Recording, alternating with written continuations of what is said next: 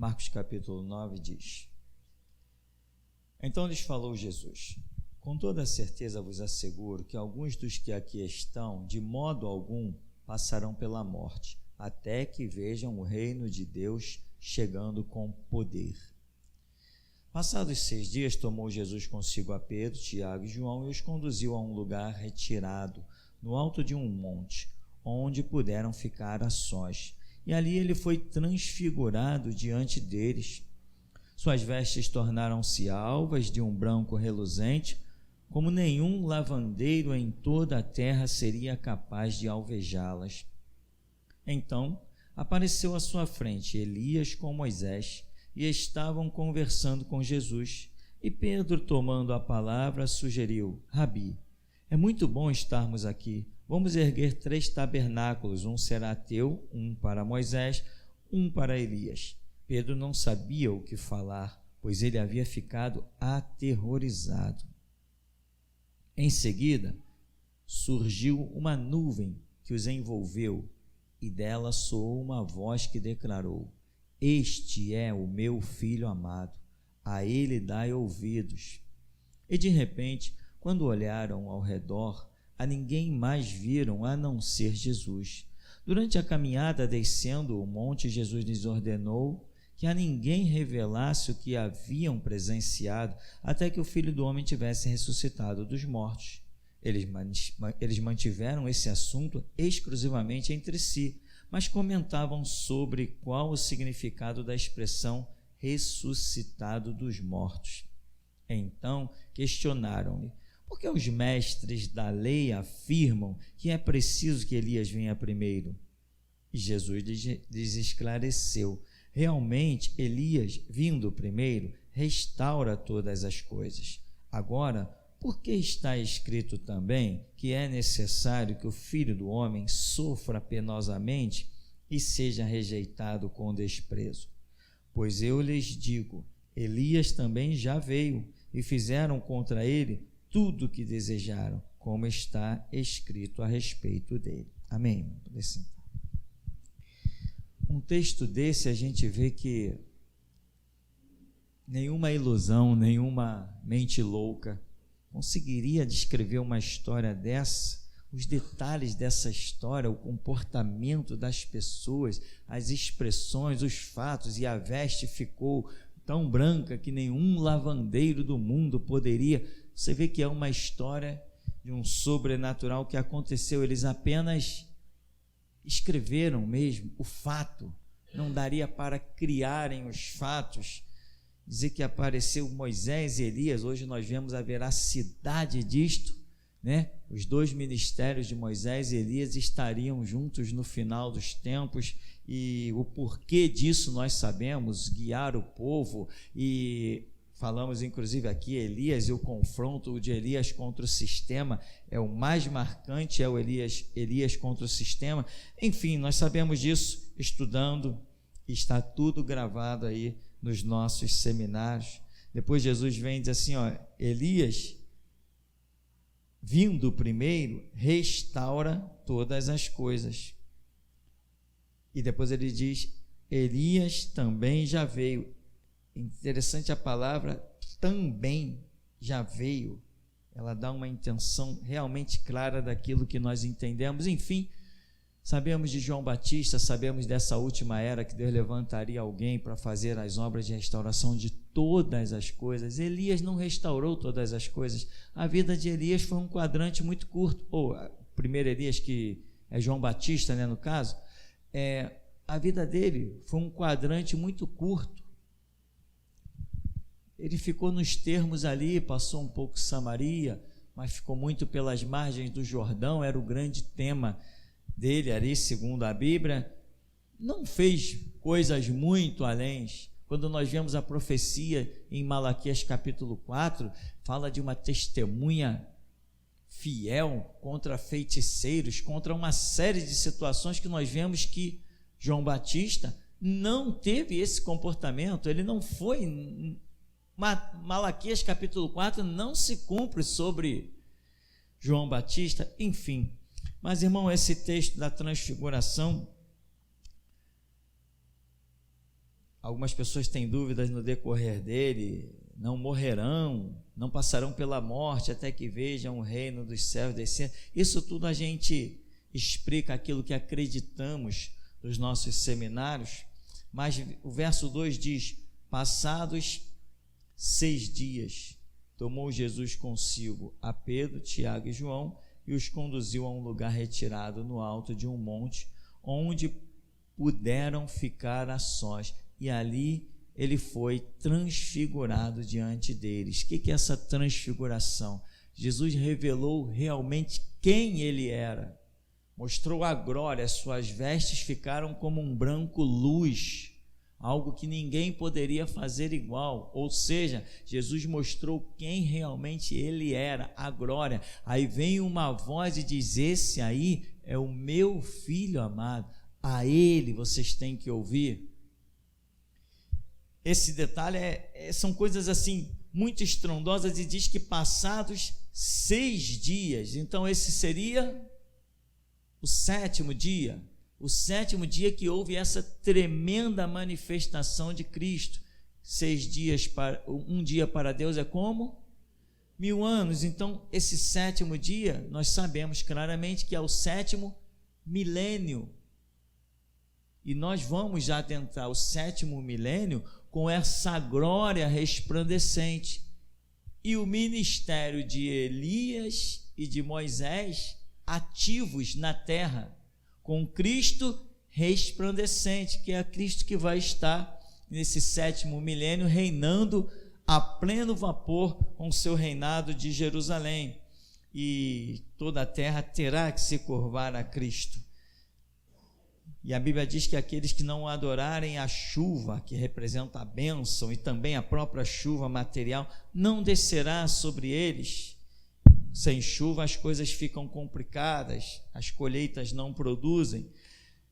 Enfim, mas aqui no verso 2 diz que Jesus separou 3 homens, Pedro, Tiago e João, e os conduziu a um lugar retirado. Irmão, você precisa entender que Deus tem obras muito tremendas, mas as suas obras não são com todo mundo iguais. Por quê? Porque Deus faz acepção de pessoas? Ora, nós poderemos entender que sim, mas temos que entender que não. O próprio apóstolo Paulo diz que Deus não faz acepção, não faz separação de pessoas para tratar, tipo assim, desprezar um e exaltar outro. Nós sabemos que não é essa a realidade. Se tu crê, tu vê a glória de Deus, e se tu não crê, tu não vê. Então quem fez separação? Foi a própria fé da pessoa, não foi Deus que fez. Agora, Deus não dá a porção do justo com o injusto, não dá a porção do crente com o incrédulo. Amém? O que faz separação? É ser justo ou injusto, é ser crente ou incrédulo. Isso é Deus que faz ou somos nós? Somos nós mesmos que fazemos isso, não é Deus. Mas a promessa de Deus é para todo aquele que crê, vai ver a glória de Deus, né? João 1, 11, 12 diz assim, que veio para os seus, mas os seus não o receberam, mas a todos quantos o receberam, deu-lhes o poder de serem feitos filhos de Deus. Deus fez pessoas receberem poder de serem feitas seus filhos. Mas essa conquista não foi o próprio homem, porque Jesus diz: a todos quantos receberam Jesus, também receberam o poder de serem feitos filhos de Deus. Então, se Deus chama uns como filhos e rejeita outros como rebelde, isso foi Deus que fez? Ou foi a pessoa que fez-se a si mesmo? Somos nós que fazemos as coisas em nós mesmos. O caminho do Evangelho, ele é muito claro, não é tão fácil, mas é claro. Tem expressões que as pessoas chegam até a se equivocar, confundem de tanta clareza que é: crê no Senhor Jesus e será salvo. Ah, beleza, claro, crê no Senhor Jesus e será salvo, mas quem crê aposta a vida. Amém? Se você crê que você vai flutuar, você se joga do penhasco. Se você não se jogar, é porque você não crê. Amém, meu irmão? Quem crê, aposta a vida. Então, crer no Senhor Jesus e serás salvo? Com certeza. Mas Jesus disse que essa fé, essa fidelidade, ela tem que ser até a morte. Então, não é Deus, não faz separação de ninguém. Mas aqui, dá a entender, né? Jesus foi ressuscitar lá uma menina, aí levou esses três aqui, Pedro, Tiago e João. Jesus vem aqui para uma experiência tremenda. Sabe o que é você estar andando com alguém que está num corpo igual ao seu, que está usando vestes igual à sua, que está falando igual a você, todo igualzinho a você? Tanto que Jesus era igual, que Judas, quando foi traí-lo, disse, olha, aquele que eu beijar, esse é Jesus. Então Judas precisou se aproximar de Jesus e dar um beijo, ter um contato para que os soldados pudessem discernir quem era Jesus, porque olhando para Jesus e para os seus discípulos, via todo mundo pessoas comuns. Jesus não era mais alto, Jesus não era mais forte, Jesus não era com mais postura do que os seus discípulos, não, ele era uma pessoa completamente comum. Olhando para Jesus, se via aquele camarada de pele queimada que está atravessando sol e sol, vai para Samaria, vai para várias partes, várias cidades de Israel, para vários termos, atravessa o Jordão. Jesus é aquele camarada de pele queimada, aquele camarada de pele enrugada, ressecada no sol, igual a todos os outros. Imagina você estar andando com uma pessoa que ela é totalmente igual a você, e de repente você chega vamos ali. Quando chega, começa tudo a mudar. Quando você olha para a pessoa, as vestes dela estão mudando. Você olha para o rosto, não é mais o rosto que você estava vendo. As mãos não são mais as mãos que você estava vendo. Você vê que ali tem um outro corpo, tem um outro ser. Que experiência tremenda. Esse Pedro, Tiago e esse João aqui foram o que foram. Claro, todos os outros foram muita glória, mas esses aqui tinham um motivo a mais, porque foi só eles, Pedro, Tiago e João, que viveram essa experiência. Tiago depois vai ser decapitado por Herodes, foi até a morte. Pedro vai fazer aquela lenha no império do diabo e vai zombar da morte no final, dizendo, não, crucifica-me de cabeça para baixo, eu não sou digno de morrer como meu Senhor. E vem João, foi o que foi extraditado para a ilha de Pátimos e recebeu aquela glória, ninguém deteve. Dizem os historiadores que tentaram matar João de tudo que foi jeito e ninguém conseguiu matá-lo. Criavam sistemas de tortura, não funcionava. Irmão, eu costumava dizer, tem tempo que eu não digo, não basta ser discípulo, tem que ser Pedro, Tiago e João, sabe? Não basta você se contentar em caminhar com Jesus de tal maneira que na hora que Jesus recrutar para contemplar a glória, ele olhe no meio do povo e diga assim, ó, você, você e você, e o resto, não, é você, você e você. Não, você tem que ser um escolhido de Jesus na hora que ele precisar para uma missão, na hora que ele precisar para mostrar uma glória maior. Qual o entendimento de Pedro, Tiago e João com relação aos demais? Ainda que depois Jesus ressuscitou e eles contaram, olha, naquele dia que nós fomos lá no monte, naquele 7º dia daquela situação, nós fomos lá no monte e aconteceu isso, as vestes de Jesus e a voz, e vimos Elias e vimos Moisés, falaram assim, assim, assim. Tudo bem, eles participaram dessa experiência, mas para quem ficou o impacto maior? Não foi para quem contemplou? Irmão, você precisa lutar para que na hora que Jesus quiser subir ao monte para mostrar a sua glória, ele te chame. Você não pode se contentar com uma vidinha, irmão. Eu sei que está no nível da restauração, já está superior a tudo que ficou para trás. Mas o que Deus tem para nós, geração Jesus Cristo, nós nem chegamos na metade. Tem muita coisa para Deus acrescentar a nós. Eu ainda estou aguardando a minha prisão. Quando Deus mostrou, taca fogo no Bafomé, eu falei, caramba, Jesus me jogou lá em cima. Nenhum pastor jamais ousou, nem ousará. Eles têm medo da maçonaria, eu piso nela. Eles têm medo.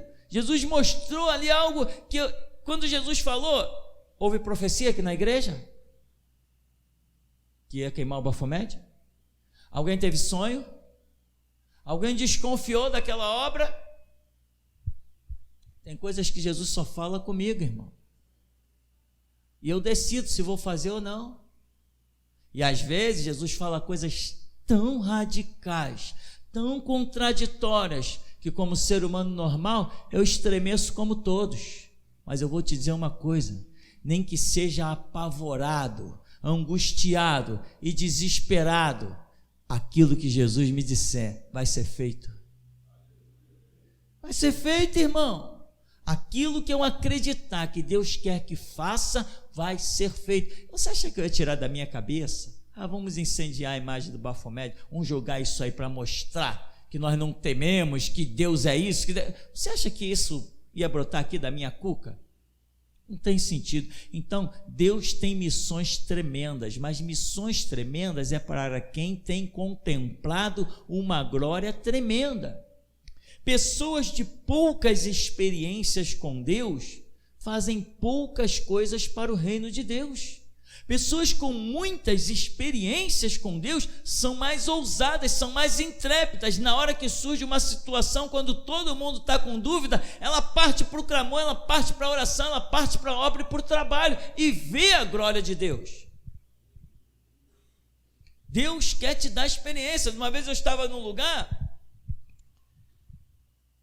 e a senhora estava sentada e claramente se via a perna dela mais curta que a outra. E um irmão ousado na época, hoje, segundo dizem, eu não tenho contato, segundo dizem que ele caiu a níveis absurdos, mas ele sentou a senhora, botou as duas pernas dela, dava para se ver uma diferença, não sei, 2, 3 centímetros. Ela usava um tipo de palmilha debaixo de dos pés. E quando eu estava nessa reunião, uma reunião que acontecia, uma mini vigília, de sexta, toda sexta para sábado a gente atravessava ali. Começava às 8 horas da noite e ia até às 5. 8 de sexta, às 20 horas de sexta-feira, até às 5 da manhã de sábado. Isso se chama, sabe o que, irmão?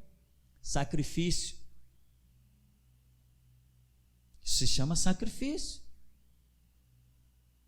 Tinha uns que vinha, ficava um pouquinho até meia-noite e ia para casa. Não aguento, ninguém aguenta. Eu, por exemplo, fui criado sem saber o que é perder noites de sono. As minhas noites de sono foram perdidas por causa da igreja. Eram as vigílias, eram os trabalhos e tudo mais. E quando aquele irmão sentou aquela senhora e disse assim, perna, ele estava mais ou menos assim, a distância assim, e eu aqui. Quando ele disse, perna, começa a crescer agora, eu falei, isso eu não posso perder. Arregalei o olho e aquela perna cresceu de uma maneira tão rápida que eu achei que ela fosse ultrapassar a outra. Perna começa a crescer agora em nome de Jesus. Eu fiz assim, ó. Cresceu assim, ó, rápido, muito rápido. Tem alguém com perna curta aí? Tem alguém com desvio na coluna? Se tem, tu vai sair daqui hoje curado.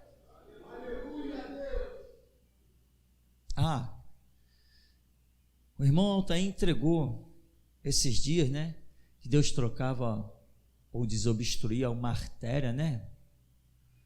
Na madrugada, hoje é domingo, na madrugada de sexta e sábado ali, se eu levantasse, tudo bem, eu sentia pouco, mas se eu deitasse, dava uma dor que eu ficava até um pouco procurando um jeito. E aquilo era uma dor que eu sentia lá dentro. Eu podia apertar aqui à vontade. Não sentia nada. Eu ficava tentando achar um jeito para aliviar aquela dor, mas minha respiração estava normal. Eu falei, não é problema cardíaco, não é nada. Aí, de repente, eu lembrei da profecia. Falei, Eu já conheço essa história. Isso é a cura que Deus usou o irmão Altair para fazer algo na minha vida. Eu não sei o que, eu não sentia nada, mas isso é o reflexo de uma cura. Mas na madrugada eu estava, tentando achar uma posição com aquilo, virar de um lado, virar de outro. E a minha esposa, ao romper da alva, ela disse que escutou na madrugada a porta abrir. E você sabe que toda porta faz o seu barulho, né, irmão? E a gente já conhece bem o barulho das nossas portas, né? Ela escutou a porta abrir.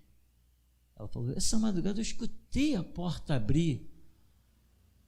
Aí eu juntei a profecia do irmão com o abrir da porta, com o meu colapso aqui. Eu falei, como é que é? Ela falou, a porta fez assim, ó. Foi lá e fez como é que a porta tinha feito. Abriu assim essa porta.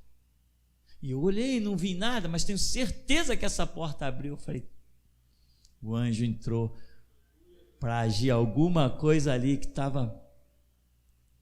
Aí, resultado, vamos jogar uma bolinha, irmão? Estou pronto.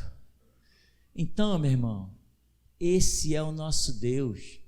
Muitas vezes eu sinto coisas aí, nem corpo médico. Sinto, nós não temos corpo. Todos nós não respiramos o mesmo ar, entende? Mas eu coloco tudo diante de Deus. Se eu não sentir, não, vai no médico que Deus tem algo a tratar através dos médicos. Se eu não sentir, continuo tocando a vida, enquanto eu estiver de pé, estou servindo. Não esquento com nada. E outra coisa, irmão, que acontece, eu não sei você, mas quando chega aqui, para louvar a Deus, eu coloco toda a minha alma, todo o meu ser, toda a minha garganta, tudo aquilo que eu quero me expressar, a tonalidade, para expressar a minha mais alta adoração a Deus, eu faço. Não interessa se eu estou desafinando ou não, interessa que eu estou colocando a minha satisfação diante de Deus em adorá-lo, em servi-lo. E muitas vezes isso pode explodir em alguma parte do meu corpo, porque eu solto a voz, eu grito mesmo para adorar. Mas o que dá defeito aqui, vem a cura e o conserto lá do alto, e vamos adorando até o fim, pelos séculos dos séculos sem fim. Sabe, irmão, um dia nessa reunião que eu estava falando, que a perna da irmã cresceu, e eu levei um susto, porque eu realmente achei que foi muito veloz. Imagina uma coisa tá assim, de repente, perna começa a crescer em nome de Jesus, tum. Quando eu vi aquilo, eu achei que ela fosse passar da outra.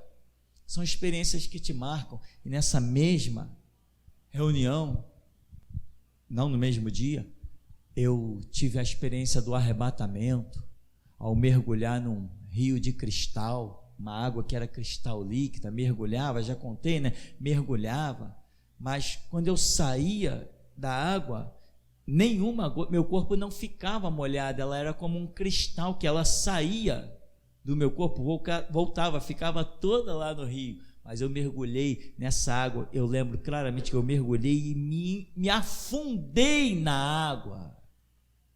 Eu me afundei, eu não só andei pelo rio, eu entrei no rio e eu mergulhei nele, eu me afundei, a água ficou acima da minha cabeça.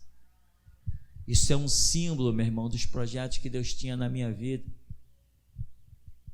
É um símbolo das coisas que você tem ouvido aqui, das experiências que você tem ouvido aqui e das grandes coisas que Deus quer fazer, as ruas de ouro que eu vi, as casas do tesouro,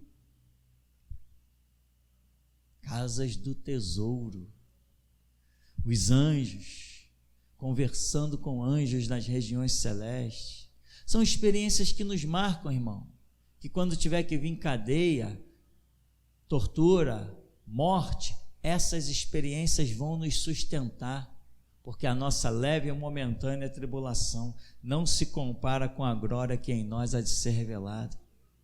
Mas, irmão, acredite, não basta ser profeta, tem que ser tipo Jeremias, tem que ser tipo Elias, tem que ser tipo Eliseu, tem que ser tipo Ezequiel,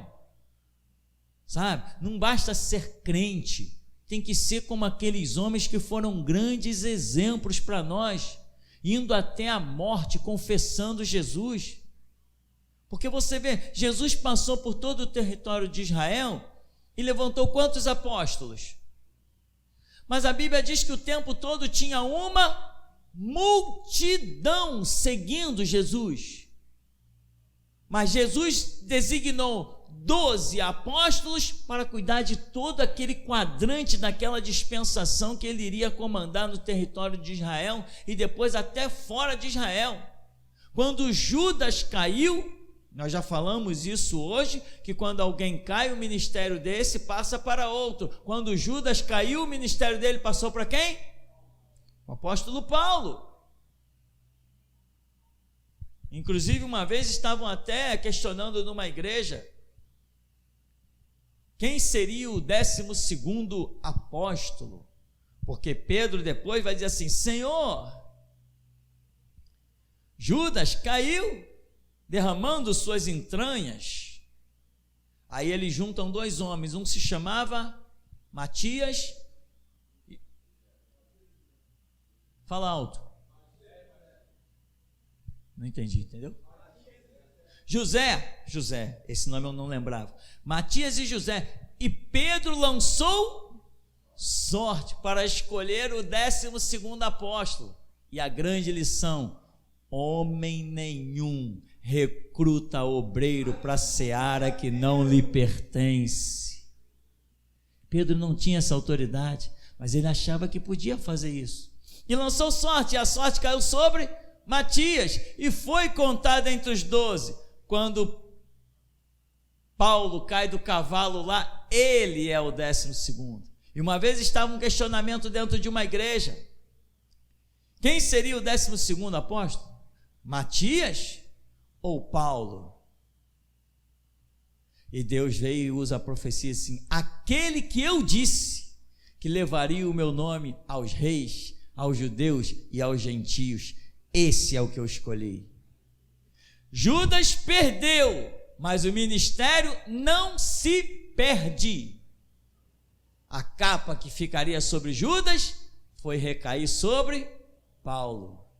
Irmão, presta atenção, olha para trás. Quantos ministérios você acha que se perdeu?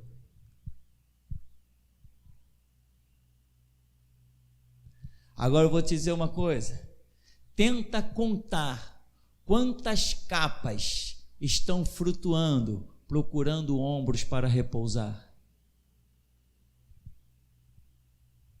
Para que elas repousem, só depende de nós.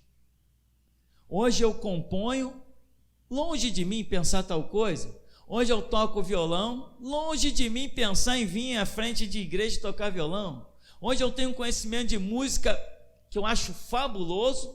Eu consigo cantar, se quiser cantar é só treinar e esquematizar, consigo ajudar pessoas a tocar, a cantar. Hoje eu tenho um conhecimento bíblico, que é a graça de Deus, nós bem sabemos. Deus me dá sentimentos de coisas espirituais, discernimento, talentos. Eu oro por enfermos e a cura, eu oro por pessoas problemáticas e a libertação. São um monte de ministérios sobre a minha vida, são um monte de capas que foram perdidas, que estão sobre a minha vida. Existem milhares de capas perdidas. Faça com que hoje elas repousem sobre os teus ombros. Irmão, a seara é muito grande, os obreiros são muito poucos. Você não pode ficar numa vidinha cômoda. Tem que romper os céus. Tem que quebrar as barreiras. Tem que entrar no teu quarto e sair lá no céu. Existe um túnel lá do teu quarto, de Mateus 6,6, e esse túnel liga diretamente ao trono de Deus. Você precisa entrar por esse túnel e sair lá diante do Todo-Poderoso, porque Jesus sempre, todos os dias, está passando no meio do seu povo. E quando eu falo seu povo, eu estou falando exclusivamente de geração de Jesus Cristo. Deus está passando e procurando. Onde está Pedro? Cadê Tiago? Cadê João? E muitas vezes ele está achando Bartolomeu, ele está achando os irmãos de Jesus, Aqueles que criticaram, tu não quer aparecer? Vai lá e te manifesta na festa. Jesus dá bronca nos irmãos dele e diz assim: o tempo de vocês é sempre chegado, mas o meu tempo ainda não é chegado.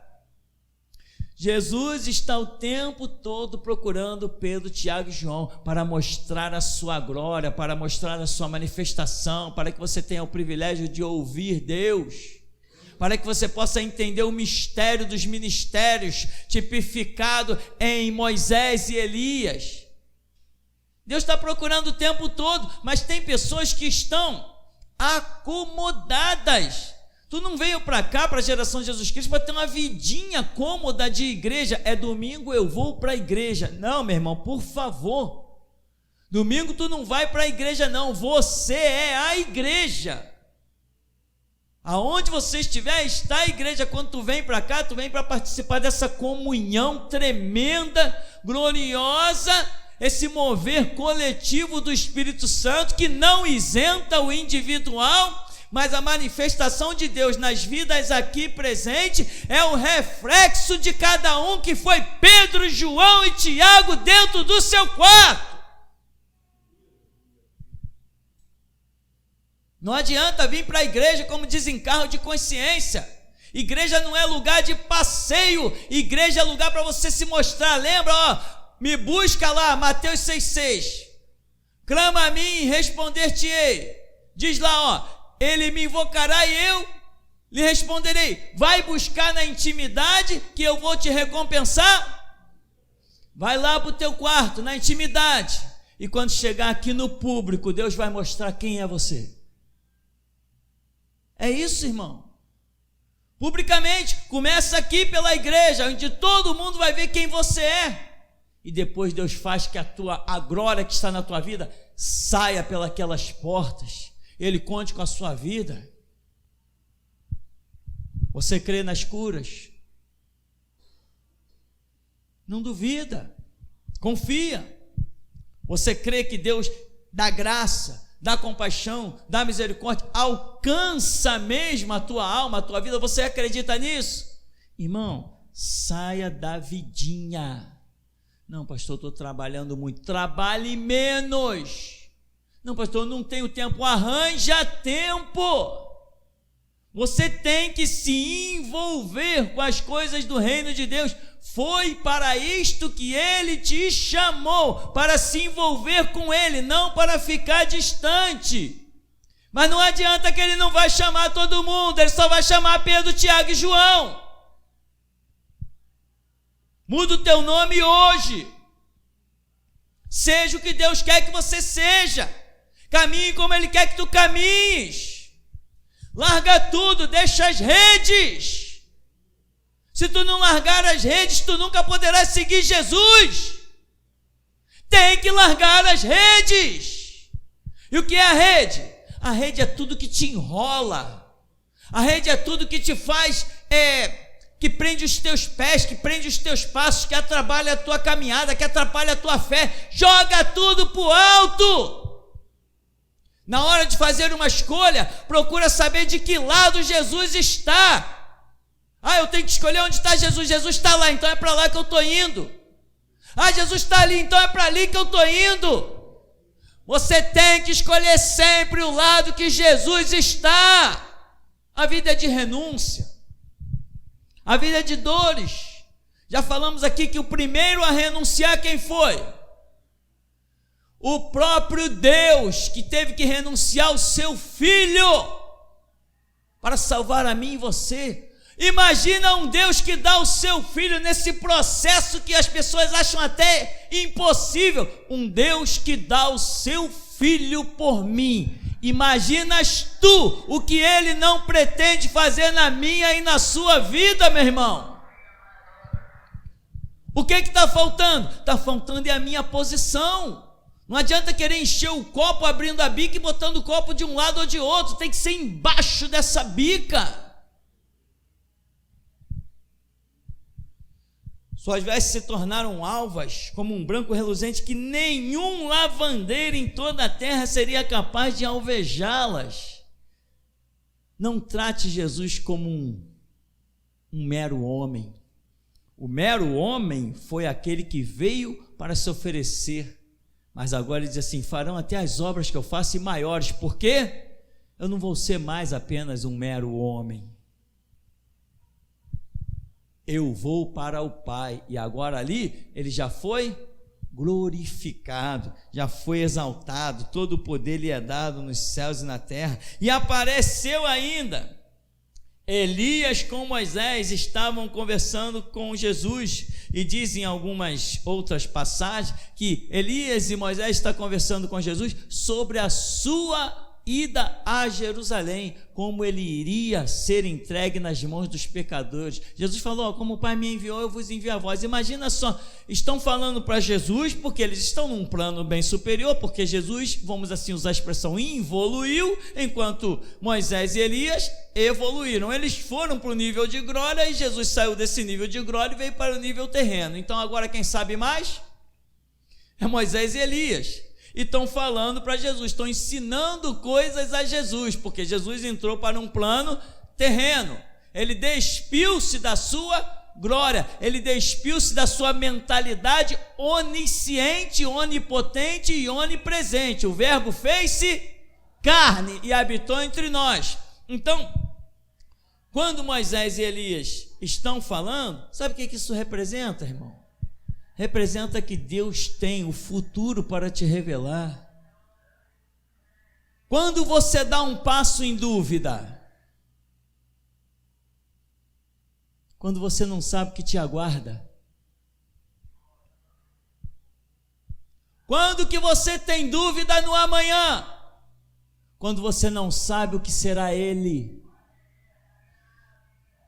Moisés e Elias vêm para Jesus e dizem assim: ó, não tema nada, o que vai acontecer é isso aqui, ó, vai ser entregue nas mãos dos pecadores, vai acontecer isso, vão te matar, vão acabar contigo. Então tá, eu vou em paz, porque eu já sei que esse é o caminho. Quando começou tudo a acontecer, Jesus sabia que estava exatamente no centro da vontade de Deus, oferecendo seu sangue em sacrifício. Enquanto você tiver dúvida no amanhã, significa que você não tem a revelação de Deus, está andando tateando. O que nós temos esperado aqui? O que Paulo diz a respeito de si mesmo? Olha, eu nada tenho a minha vida por preciosa, a não ser que eu cumpra com alegria o ministério que me é proposto de dar testemunho da graça de Deus. Eu não sei de nada a não ser aquilo que o Espírito Santo me tem revelado, que de cidade em cidade me aguardam algemas, cadeias e grilhões. Quando vinha a algema, ele ficava sem paz? Não, porque ele sabia que aquele era o projeto de Deus, era o futuro dele. No Monte da Transfiguração é o único lugar aonde você pode saber o amanhã. E quando você souber o amanhã, você sentará e esperará por ele e terá paz. Se você tem medo do amanhã, você nunca subiu o Monte da Transfiguração. Precisa hoje ter o nome trocado para Pedro, Tiago e João.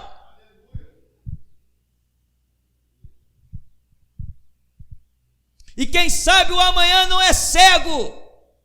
Quem não sabe do amanhã ainda precisa ser guiado pela mão para chegar nele. Não há mais tempo para isso. Você tem que se entregar. Como que a Bíblia diz? Até quando cocheareis entre dois pensamentos? Se o Senhor é Deus. Você tem dúvida de Jesus Cristo? Tem dúvida da operação desse Deus aqui na geração de Jesus Cristo? Se tem essa dúvida, é bom resolver logo, irmão. E tenta botar na balança algumas coisas. Eu pareço maluco? Eu pareço louco? As minhas palavras são desconexas? Põe de uma vez por todas, põe na tua vida. Ou eu sirvo ao diabo, ou eu sirvo ao único e verdadeiro Deus. Decide isso, imponha isso na tua vida. Se tem alguém aqui dentro que ainda está assim, será que esse cara é de Deus mesmo? Enquanto essa dúvida existir, você está paralisado, não vai a lugar nenhum. Só depois que você tiver a convicção se é de Deus ou se não é de Deus. Um caminho ou outro é o que tu vai trilhar de acordo com aquilo que você concluir. Então, Pedro não sabia o que falar, no verso 6, pois haviam ficado aterrorizados. Haviam ficado aterrorizados. Você sabe bem o que é essa palavra? Você já viu filme de terror? Aquelas coisas que dão medo em muita gente? Tem gente, eu detesto filme de terror. É isso aí, aterrorizado. É quando uma pessoa diante de uma situação, ela fica apavorada. Você está pensando que chegou lá, vamos lá, Pedro, Tiago e João, legal, vamos aqui. Aí Pedro olhou, Jesus, que veste bonita, que coisa gloriosa, apareceu, a Bíblia diz que apareceu, não soou a voz não, apareceu, Moisés e Elias apareceram. Aí, olha lá que bacana, Moisés e Elias, aí mano, como é que tá? Aí diz que veio uma nuvem, os cobriu, os envolveu. Quando eles viram, eles estavam dentro da nuvem. A nuvem soou a decibéis incríveis de grave. Este é o meu filho amado, a ele ouvi. Eles ficaram aterrorizados. Escuta aí, igreja. Fique aterrorizado, mas não fuja. Ficaram aterrorizados, atônitos, mas não pensaram em fugir, pensaram em estabelecer posição. Vamos construir aqui 3 tendas e vamos ficar estabilizados. Bom é estarmos aqui nesse terror.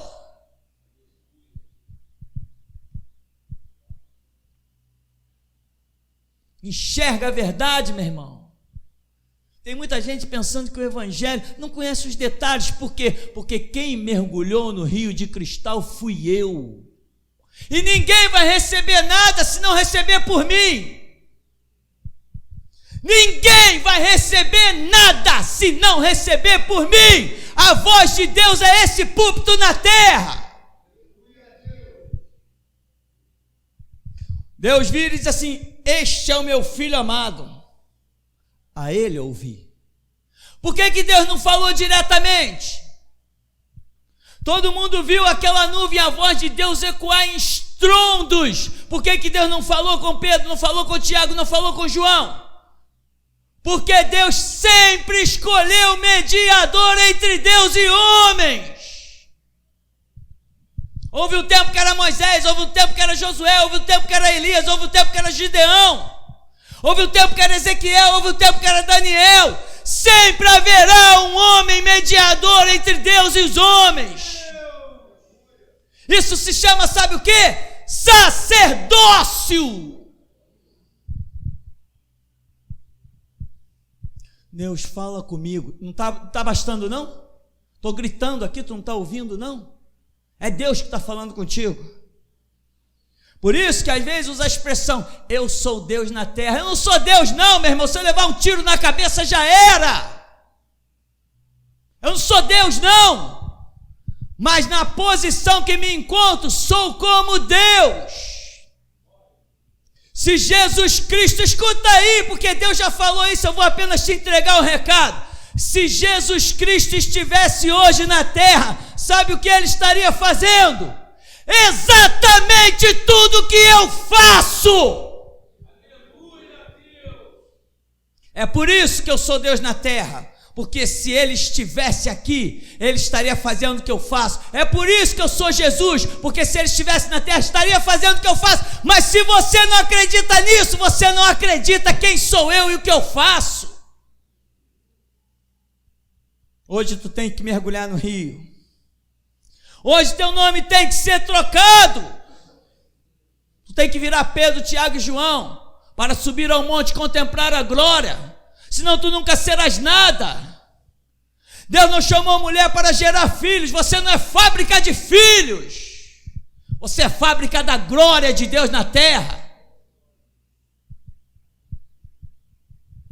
Deus não chamou homens para cuidar da sua família. Deus te chamou para administrar as coisas do reino.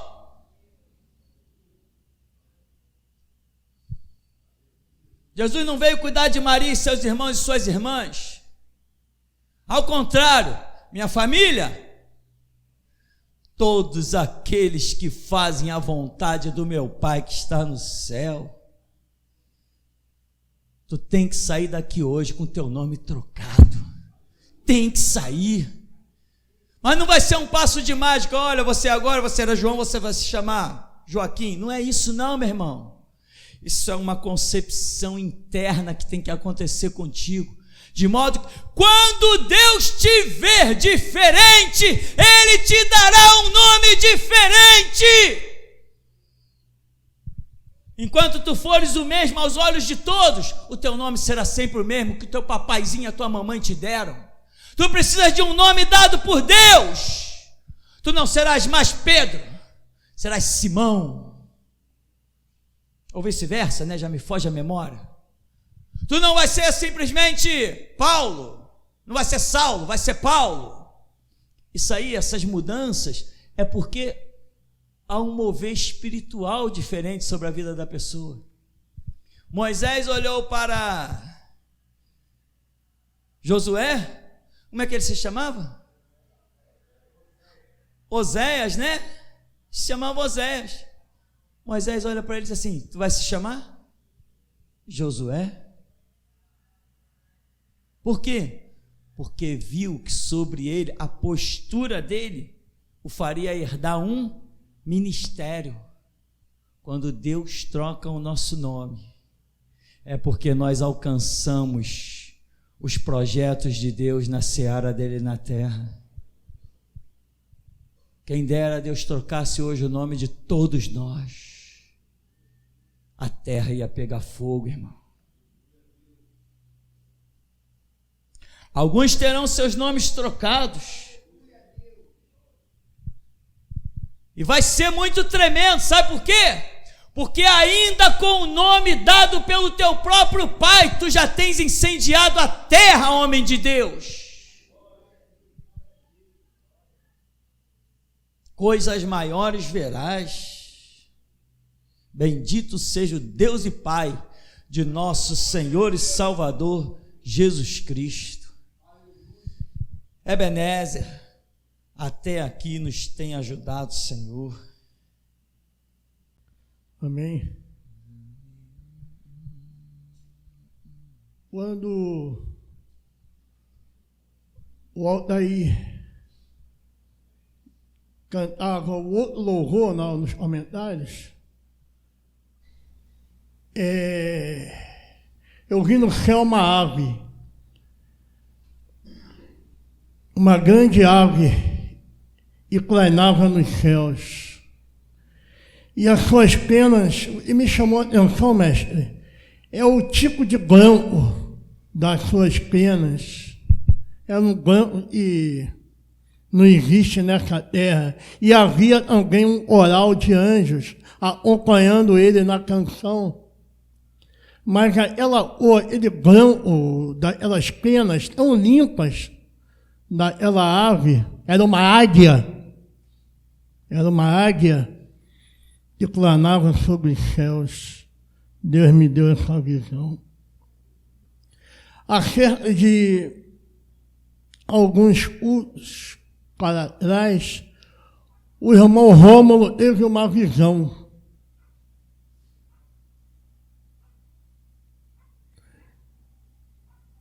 De uma folha de papel timbrada,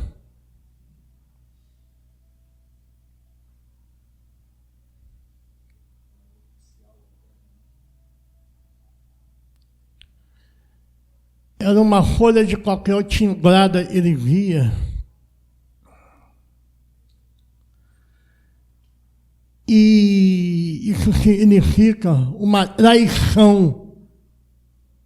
Vão armar de novo para você. Vão armar de novo para você. GLBT, maçonaria,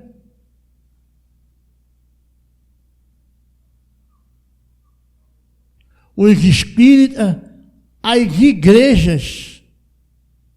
Meu Deus.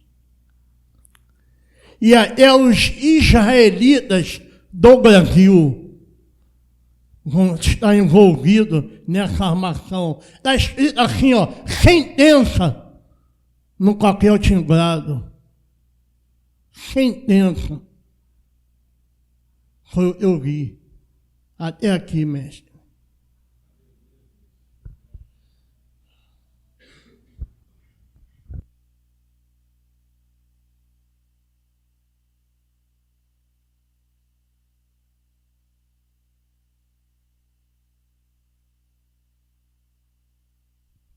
Amém, irmãos. Louvado seja Deus.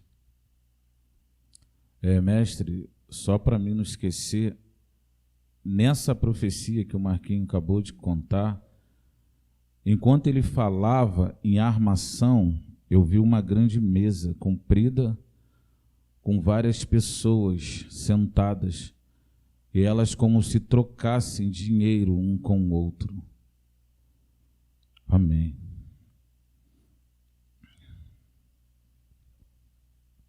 No começo dos louvores, eu vi pendurada desse lado direito 2 cordas. E essas 2 cordas saíram do ministério e foram em direção à fortaleza. Então 2 pessoas pegaram essa corda e elas mesmas se colocaram no seu próprio pescoço. E elas ficavam puxando como se enforcassem a si mesmas. Amém. Ainda diante dos louvores, eu vi uma pedra lisa, mestre, e eu via um sacrifício sendo feito, e era o Senhor que estava sendo imolado nessa pedra, sendo que essa visão, esse sacrifício, não aconteceu uma única vez. Eu vi ele acontecer várias vezes durante a visão. O Senhor era sacrificado, saía, depois tornava de novo. O Senhor tornava aí aquela pedra várias vezes para o sacrifício. Amém. Eu via um grande livro ser formado aqui na frente. Esse livro tinha o nome da geração Jesus Cristo, tinha essa simbologia das algemas na frente, e estava escrito, o título era O Verdadeiro Evangelho.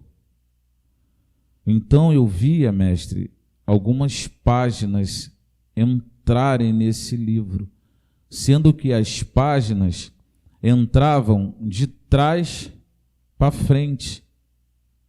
Elas não vinham da frente para trás, elas começavam a se formar de trás para frente, como se o verdadeiro evangelho, meu Deus, ele se forma nos últimos dias. Foi assim que eu entendi, o Espírito Santo me deu esse entendimento. Esse último de trás para frente é exatamente esse, o ministério Geração Jesus Cristo dos últimos dias. Por isso que eu vi a página se formar de trás para frente, não de frente para trás. Louvado seja Deus. Eu tive uma visão com alguns irmãos, né? Nessa visão via bem o irmão Josimar, o Reinaldo, a irmã Dayana, o irmão Alessandro, o irmão Clark. Impressionante que eu via os irmãos trabalhando no seu cotidiano, no seu dia a dia, porém ele só usava uma das mãos, porque a outra tinha uma espada na mão. Impressionante, eles trabalhavam usando uma das mãos até em forma de sacrifício, que eu também entendi isso, uma outra era uma espada que eles levavam do lado da outra mão. E, mestre, tive uma visão em casa. Eu só fui entender ela hoje, quando o Senhor recebeu aquela revelação do coração quebrantado e contrito. Existia uma palavra, uma profecia do irmão Rômulo no ministério, que Deus retiraria a sua processão de nós para que as coisas acontecessem em nossas vidas. Então eu fazia essa oração mediante a profecia, a própria palavra que Deus havia dado. E eu pedi a Deus que tirasse mesmo de nós essa proteção, que nos desse ali experiências com Deus. Mas quando eu orava, eu tive a visão dos irmãos orando e anjos ao redor, só que os anjos aumentavam. À medida que eu ia pedindo para a proteção sair, a proteção aumentava. Os anjos iam se multiplicando ao redor dos irmãos. Mas quando eu olhava, os irmãos estavam de joelhos, exatamente como o Senhor, Deus revelou ao Senhor: a um coração quebrantado e contrito não resistirás, ó Deus. E aquilo eu fiquei impactado com essa palavra que o Senhor recebeu e com a visão, que só fui entender essa visão, eu tive há dias, não foi ontem e nem hoje, mestre.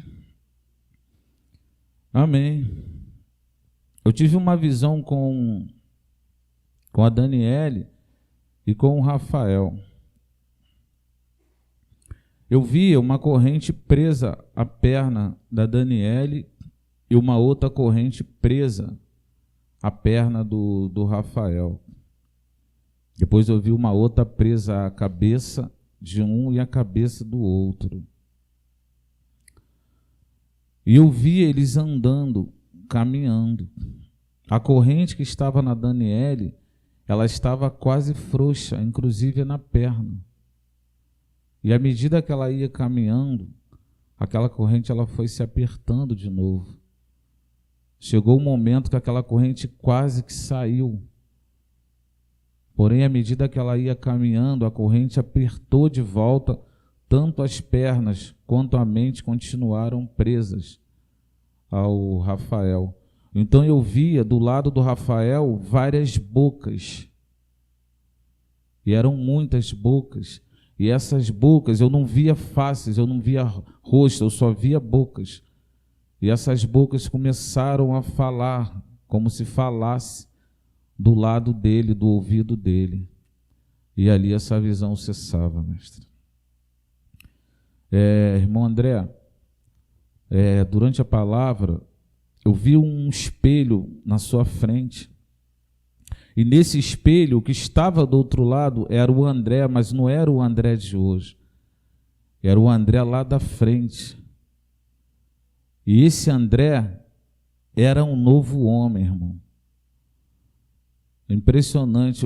Quando refletia, eu via você, mas completamente diferente, irmão. Completamente mudado. Era verdadeiramente um novo homem. E refletia do outro lado, irmão. Louvado seja Deus, mestre. Eu tive uma visão durante aquele louvor do Vasco. Eu olhava a cidade do Rio de Janeiro, eu vi um grande caos, mestre. Um grande caos. Eu vi algumas portas marcadas nos umbrais com sangue.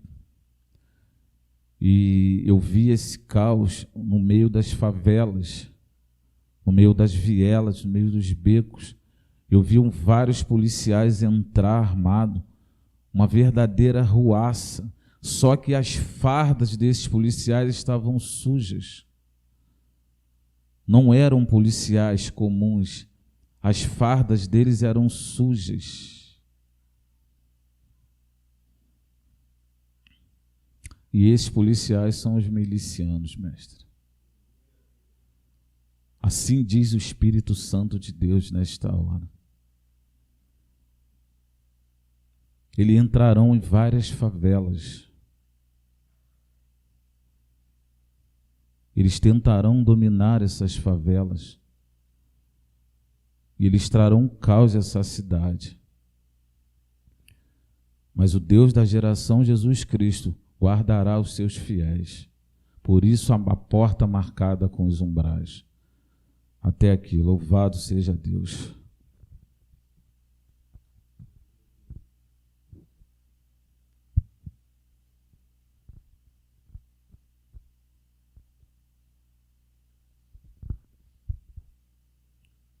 A paz, igreja. Mestre, quando o irmão Marquinho estava aqui entregando a profecia, eu vi um grande espírito negro sendo formado por essas ideologias que se levantaram contra ti.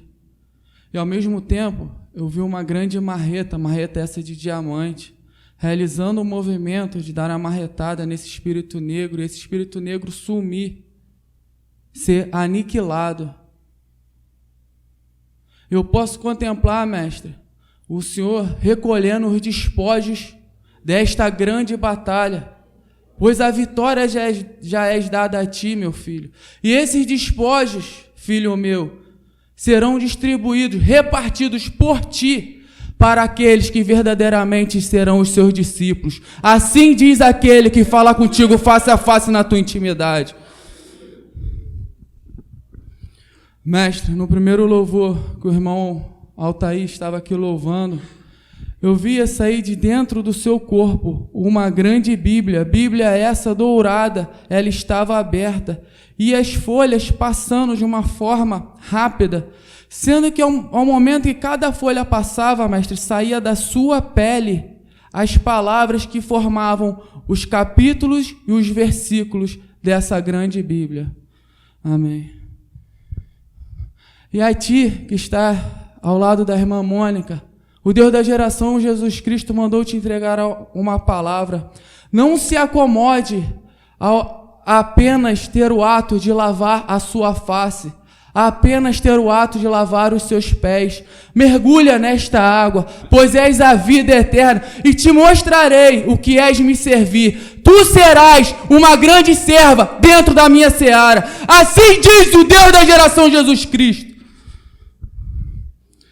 Até aqui, mestre.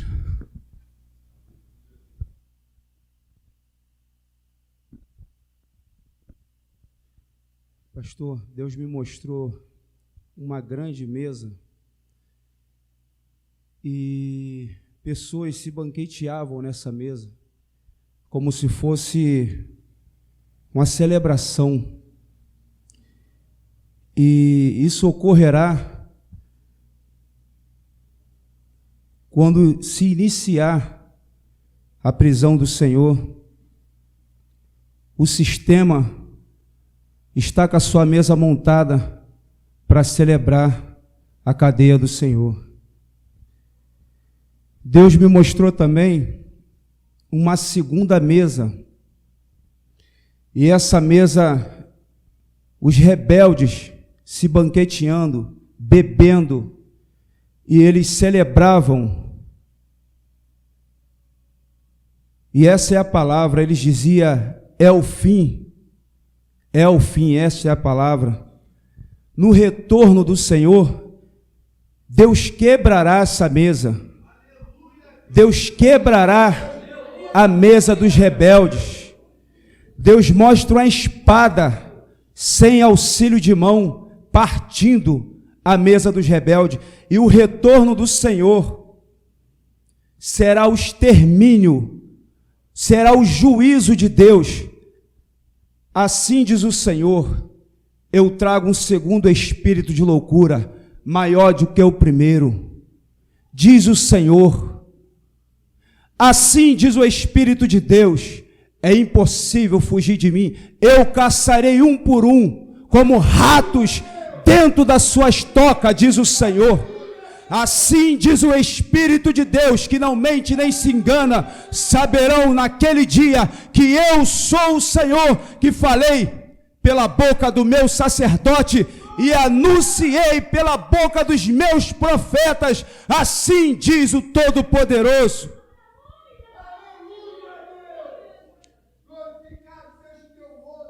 Tem um anjo, e ele é de fogo, ele é semelhante a um homem. Bem aqui, exatamente aqui.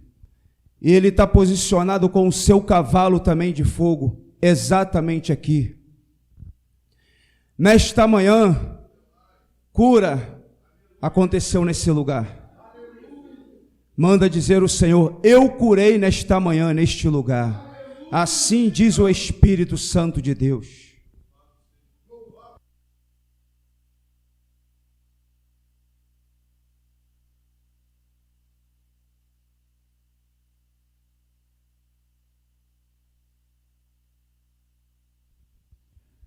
Quando o irmão André terminou de falar e falou de cura, eu escutei o estalar de um osso nas costas, como se tornasse ao lugar.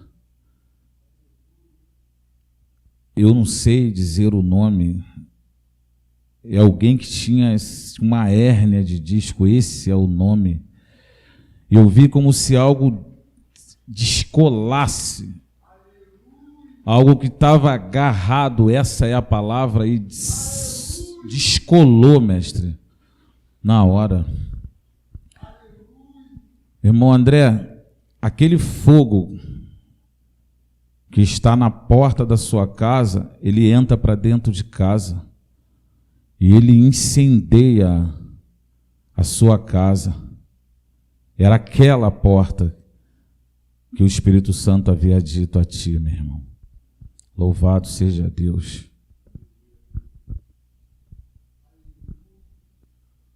Quando o irmão André estava entregando a palavra, assim diz o Deus da geração Jesus Cristo: o teu retorno, meu servo, não destruirás apenas a mesa dos rebeldes, destruirás também a falsa capa de muitos aqui dentro que estão. E mostrarei a vocês que nunca enganaram o meu sacerdote.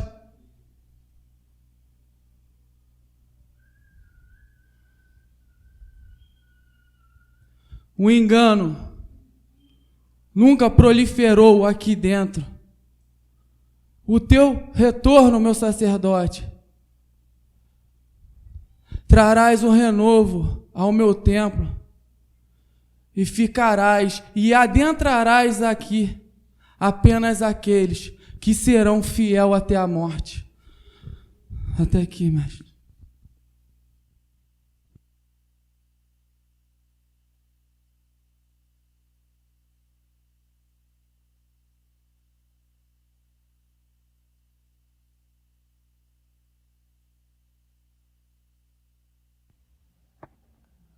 Assim diz o Senhor: eu habito no meio da simplicidade. A simplicidade me atrai. Os simples herdarão o reino. A simplicidade me leva a chegar mais perto dos homens. Quanto mais simples um ser, mais eu estarei nele. E digo mais, o Senhor: a arrogância, a soberba e aqueles que querem ser algo acima dos outros são os que estão a cada dia sendo pisados e humilhados pela minha voz e pelo meu espírito. Por isso digo eu, o Senhor da geração Jesus Cristo: queres tu ser meu servo? Caminha em simplicidade. Assim diz o Senhor.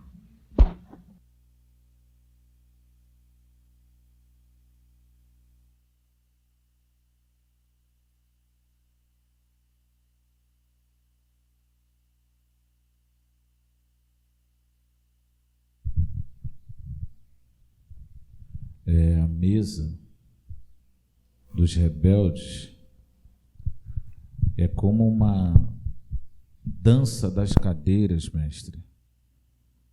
Vai girando, ora vai sentando, eles vão trocando de lugar, impressionante. Eles vão trocando. E eu vejo vários copos sobre essa mesa, copos esses de vidro. Então eu vejo como um vento começar a girar e se forma como um redemoinho no meio dessa mesa. E quando esse redemoinho cessa, eles pegam esses copos e começa um tacar no outro, começa um a tirar copos na cara do outro, impressionante. Quando eu contemplo o semblante deles estão desfigurados, mestre. Amém. Amém. Bem, irmão, vamos agradecer a Deus. Você tem motivos para agradecer? Tem muita gente nessa hora sendo pisada dentro dos terreiros de macumba, deixando seus filhos passarem por coisas horrendas que não produzirão nenhum fruto a não ser desgraça. Se você parar e pensar, verá que tem muito que agradecer a esse Deus. Senhor, nós te glorificamos, te adoramos. Sabemos que não é pelo muito falar, inclusive diz a tua palavra: quando compareceres perante o Senhor, sejam poucas as tuas palavras. Pois o Senhor é Deus, está nos céus, e tu, homem mortal, que está na terra. Mas, Senhor, ainda assim, há em nós um sentimento de reconhecimento, gratidão e adoração ao teu santo nome. Por isso, leva-nos, pois nós temos plena consciência que sem o Senhor nada temos, nada somos e nada podemos fazer. Conduz-nos, pois nós temos lutado e ainda ansiamos por ser os teus últimos guerreiros. Jesus! Nós que por ti daremos a vida, te saudamos, Deus. Aleluia! Vamos em nome de Jesus.